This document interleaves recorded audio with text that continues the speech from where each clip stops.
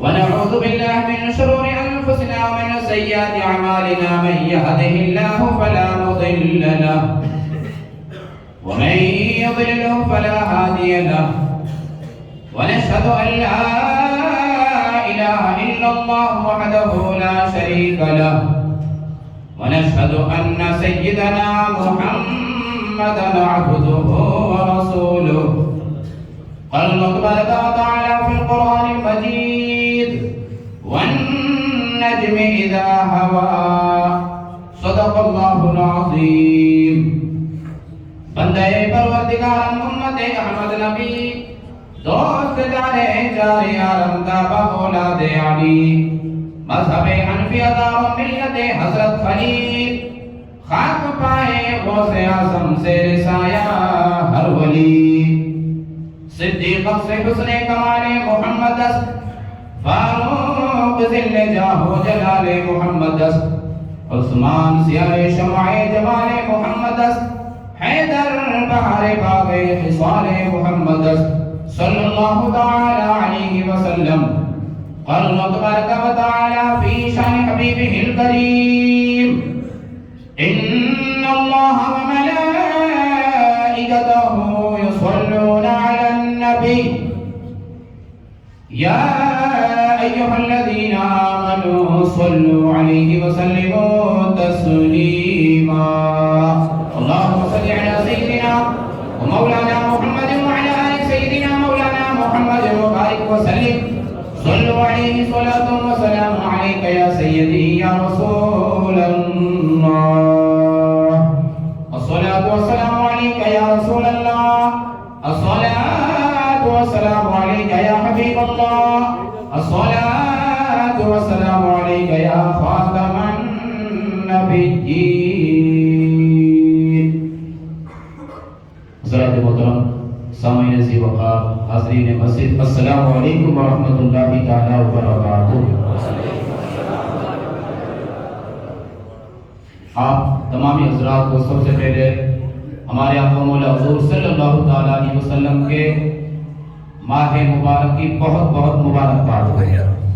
اس لیے کہ شعبان شریف کا جو مبارک مہینہ وہ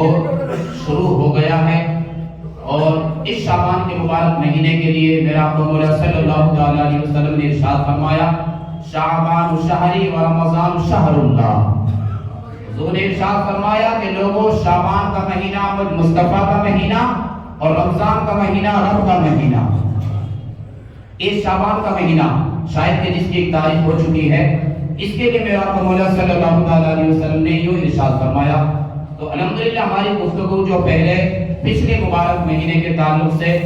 رجب شریف کی خاص طور سے 27ویں شب جس کو شب معراج کی شب کے نام سے جانا جاتا ہے، تو اس کے تعلق سے ہم نے پچھلے جمعے میں آپ حضرات کے سامنے گفتگو کی تھی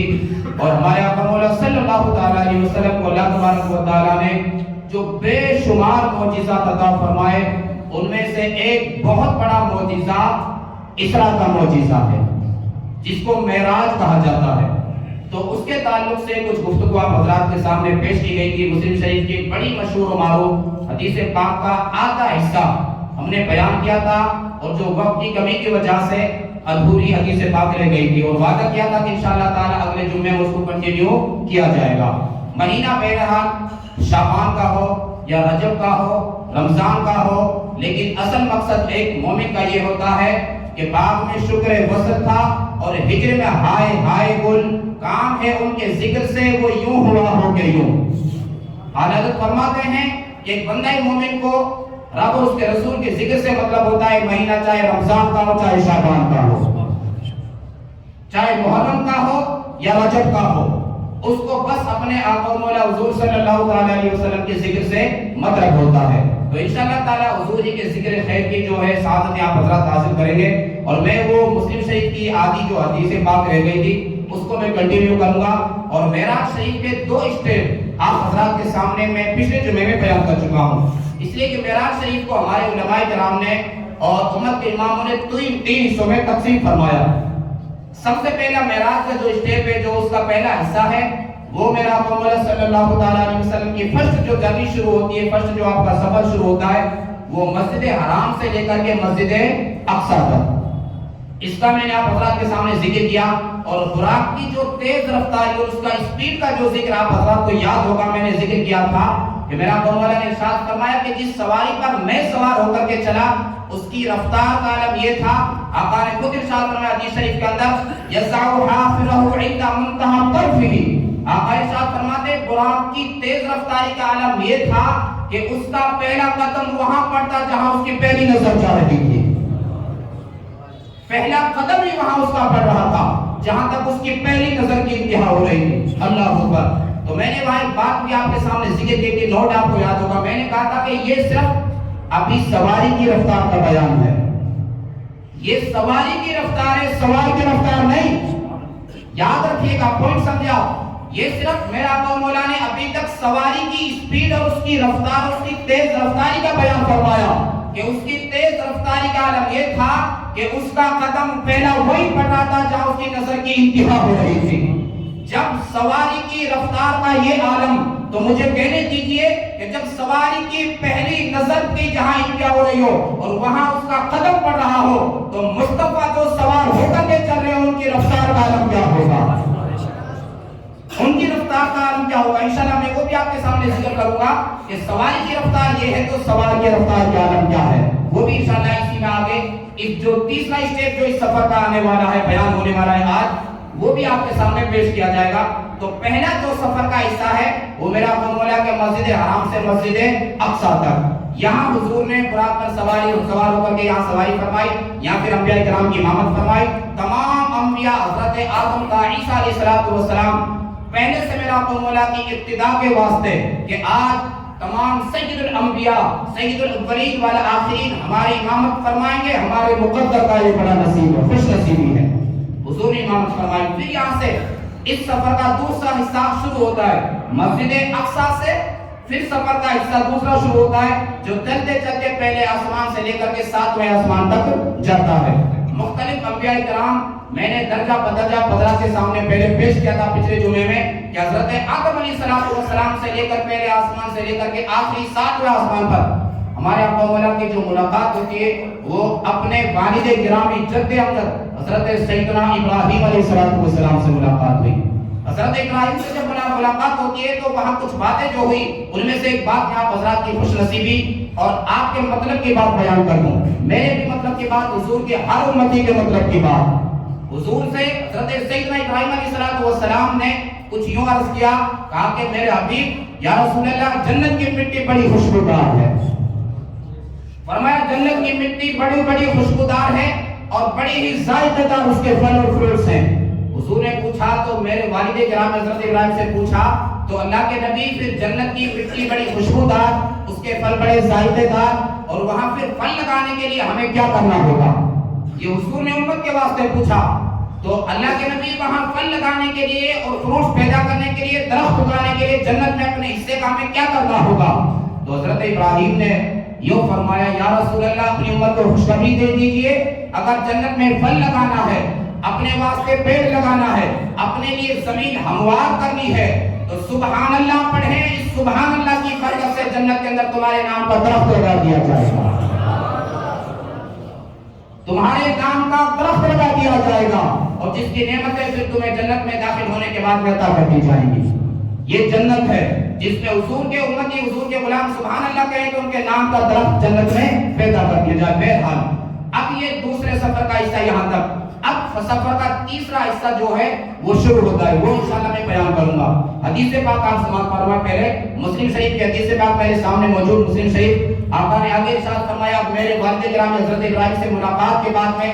استقبال کے بعد میں، اب میرا جب سفر اگلا شروع ہوتا ہے، حضور ارشاد فرماتے ہیں ثم ذهب بي الى السدرة المنتهى فاذا ورقها كآذان الفيل واذا ثمرها كالقلال قال فلما غشيها من امر الله ما غشي تغيرت فما احد من خلق الله يستطيع ان ينعتها من حسنها۔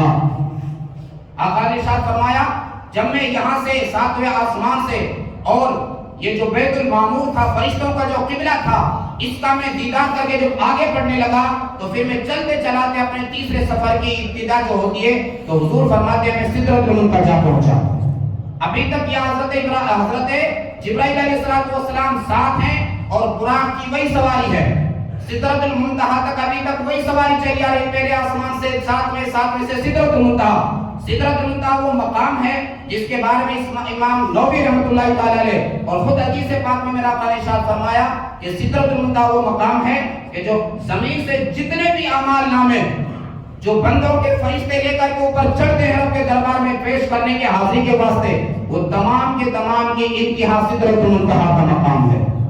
اور رب کی طرف سے جتنے بھی آرڈر جو احکامات جاری ہوتے ہیں فرشتوں کے واسطے کہ دنیا میں آج یہ کرنا ہے، کل وہ کرنا ہے، وہاں عذاب ڈالنا ہے، وہاں رحمت ڈالنی ہے، یا بارشیں برسانی ہے، یہاں یہ کرنا وہاں وہ کرنا، جتنے بھی رب کے یہ احکامات فرشتوں کے واسطے جو نازل کیے جاتے ہیں وہ تمام بھی سدرۃ المنتہا پر آ کر کے ان کے حوالے کر دیے جاتے ہیں۔ یہ سدرۃ المنتہا کا مقام ہے، یعنی انتہا،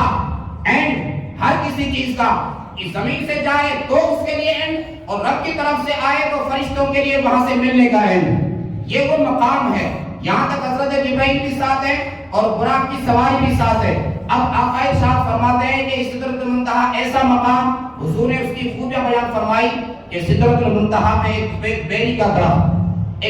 درخت تھا۔ آقا ارشاد فرماتے ہیں اس کے بیر ایسے، اس کے پتے ایسے جیسے ہاتھی کے کان۔ اس قدر حضور نے کچھ ادھارن دے کے سمجھایا غلاموں کے تسلی کے واسطے، انہیں سمجھانے کے واسطے۔ آقا فرماتے ہیں اس بیری کے جو پتے تھے جیسے ہاتھی کے کان چوڑے چوڑے ہوتے ہیں، اس قدر اس کے پتے چوڑے، اور حضور نے ارشاد فرمایا اور اس کے پھل یعنی بیر اس قدر بڑے تھے جیسے حجر نامی ایک جگہ ہے حرم شریف کی، وہاں کے مٹکے بڑے مشہور ہوا کرتے تھے، بڑے بڑے مٹکے ہوا کرتے تھے، بہت زیادہ پانی ان کے اندر آیا کرتا تھا۔ تو حضور نے ان کا ادھارن دے کے فرمایا کہ حجر نامی جگہ جو ہے وہاں اس کے جتنے بڑے بڑے جو مٹکے ہوتے ہیں اس قدر اس کے اندر بیر لگے ہوئے تھے۔ آقا نے آگے ارشاد فرمایا کہ اللہ تبارک و تعالیٰ کے انوار و تجلیات اس قدر سدرۃ المنتہا پر برس رہے تھے کہ دنیا میں کسی کے پاس وہ زبان نہیں، دنیا میں کسی کے پاس وہ عقل نہیں، وہ سوچ نہیں کہ سدرۃ المنتہا کے ان انوار و تجلیات کا لفظوں میں بیان کر سکے۔ آقا فرماتے ہیں کسی کے پاس وہ شبد اور الفاظ نہیں، کسی کے پاس وہ دماغ اور وہ سوچ نہیں کہ جس کی عقل اور سوچ اپنے دماغ میں اس کو پرو کر کے پھر لوگوں کے سامنے اس کو الفاظ میں بیان کر سکے۔ اس قدر اللہ کی رحمت اور اس کے انوار و تجلیات سدرۃ المنتہا نامی جگہ پر برس رہے تھے۔ اب آگے آقا ارشاد فرماتے سنیے، فَأَوْحَى اللَّهُ إِلَيَّ مَا أَوْحَى فَفَرَضَ عَلَيَّ 50 صَلَاةً فِي كُلِّ يَوْمٍ وَلَيْلَةٍ۔ حضور نے آگے ارشاد فرمایا اب اللہ تبارک و تعالیٰ نے میرے کو وحی فرمائی جو وحی فرمانی تھی۔ اللہ اکبر۔ حضور نے بڑے راز کے ساتھ بیان فرمایا رب نے جو میرے کو عطا فرمانا تھا وہ میرے کو عطا فرمایا، جو مجھ سے راز و نیاز کی بات کرنی تھی وہ رب نے کی۔ کیا راز و نیاز کی بات کی؟ ویسے تو یہ راز ہی ہے جس کو سوائے رب اور اس کے حبیب کے کوئی نہیں جان سکتا، لیکن میرا آقا مولا نے کچھ باتیں جو ہے اپنی امت کی خوشخبری کے واسطے بیان فرمائی۔ حضرت ملا جیون رحمۃ اللہ تعالیٰ نے تفسیرات احمدیہ کے اندر جب سورہ اسراء کی بحث آپ نے فرمائی تو وہاں بیان فرمایا اللہ تبارک و تعالیٰ نے اپنے حبیب کو جو بے شمار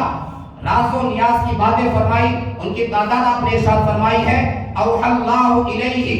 1090 ہدایۃ۔ آپ ارشاد فرماتے ہیں اللہ تبارک و تعالیٰ نے اپنے حبیب سے 99,000 راز و نیاز کی باتیں فرمائی، 99,000 راز و نیاز کی باتیں رب نے فرمائی۔ ان میں سے کچھ آپ نے آگے گنائی، فرمایا رب نے آگے یوں ارشاد فرمایا یا محمد صلی اللہ تعالی علیہ وسلم الجنت حرام علی الانبیاء کلھا حتی تدخلها۔ رب نے فرمایا میرے حبیب میں نے جنت کو تمام نبیوں پر حرام قرار دیا ہوا ہے جب تک کہ آپ کا مبارک قدم جنت کے اندر نہ داخل ہو جائے۔ رب نے فرمایا میرے حبیب آپ کے داخلے اور انٹری سے پہلے جنت کسی کے لیے نہیں کھولی جائے گی، سب سے پہلے مصطفیٰ کے قدم جب پڑیں گے تو تمام انبیاء کے لیے جنت کا دروازہ کھول دیا جائے گا۔ حضرت یوں ارشاد فرماتے ہیں کہ جن کے آنے سے یثرب مدینہ بنا، جن کے آنے سے یثرب مدینہ بنا، ایسے قدموں کی برکت پہ لاکھوں سلام۔ میرا مولا صلی اللہ تعالی علیہ وسلم کے وہ مبارک قدم کہ جہاں جس دھرتی پہ پڑ جائے، جس مقام پر پڑ جائے، جس جگہ پر پڑ جائے تو وباؤں اور بلاؤں اور پریشانیوں کا جو گہوارہ رہ چکا ہو جو زمین جس میں میٹھے پانی کا ایک قطرہ تک پیدا نہ ہوتا ہو، جس زمین میں آ کر کے بندہ باہر سے آئے تو بیمار یا ہر طرف سے اس کو جکڑ لے، اسی زمین کو یثرب کہا جاتا تھا۔ حضور کے تشریف لانے سے پہلے مدینہ شریف کا نام جو ہے یثرب رہا کرتا تھا، یثرب۔ لیکن میرا آقا مولا تشریف لائے تو حضور کے آنے سے بلائیں دفع، پریشانیاں ختم، یہاں کا پانی اچھا، یہاں کی آب و ہوا اچھی۔ اسی لیے حضرت علامہ حسن رضا خان نے اپنے دوسرے کلام میں ارشاد فرمایا، نہ ہو آرام جس بیمار کو سارے زمانے سے، نہ ہو آرام جس بیمار کو سارے زمانے سے، اٹھا لے جائے تھوڑی خاک ان کے آستانے سے،